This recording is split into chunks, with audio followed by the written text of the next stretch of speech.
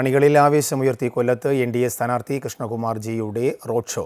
കൊടിയത്ത് നിന്നും ആരംഭിച്ച road show മണിക്കൂറുകൾ എടുത്താണ് കൊല്ലത്തെത്തിയത്. കൃഷ്ണകുമാറിന്റെ തെരഞ്ഞെടുപ്പ് പ്രചരണത്തിനായി പ്രധാനമന്ത്രി നരേന്ദ്രമോദി കൊല്ലത്ത് എത്തിയേക്കുമെന്നാണ് സൂചന. ചാത്തന്നൂർ ഭൂതനാഥ ക്ഷേത്രത്തിൽ ദർശനം നടത്തിയ ശേഷമാണ് NDA സ്ഥാനാർത്ഥി കൃഷ്ണകുമാർ ജി കൊട്ടിയത്തെത്തിയത്. വിവിധ വാഹനങ്ങളിലായി നിരവധി പ്രവർത്തകരാണ് സ്ഥാനാർത്ഥിയെയും കാത്ത് കൊട്ടിയത്ത് നിലയുറപ്പിച്ചിരുന്നത്.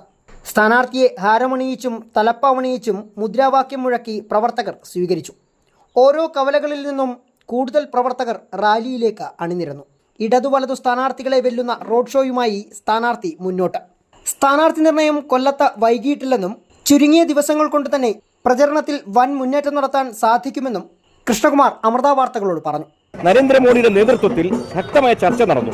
തിരുവനന്തപുരത്ത് ആരെ നിർത്തണം? അപ്പോൾ തിരുവനന്തപുരത്ത് നമ്മൾ ചെയ്ത പ്രവൃത്തികൾ കണ്ടിട്ട് ശരി, കൃഷ്ണകുമാറിനെ കൊല്ലത്തേക്ക് വിടുക. കാരണം അവിടെ പ്രവർത്തനങ്ങൾ ധാരാളം ആവശ്യമാണ്.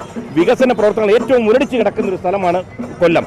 അതുകൊണ്ട് അവിടെ ശശി തരൂരിനെ നേരിടാൻ ഒരു കേന്ദ്രത്തിൽ നിന്ന് മന്ത്രിയെ കൊണ്ടിരുന്നു, ശ്രീ രാജീവ് ചന്ദ്രശേഖർ. അപ്പോൾ ഓരോ മണ്ഡലത്തിന് അനുയോജ്യരായവരെ തെരഞ്ഞെടുക്കുന്നതാണ് ശ്രീ നരേന്ദ്രമോദിയുടെ വിജയരഹസ്യം. നരേന്ദ്രമോദിയുടെ വികസനങ്ങൾ ഉയർത്തി വോട്ട് തേടുമെന്നും അദ്ദേഹം കൂട്ടിച്ചേർത്തു.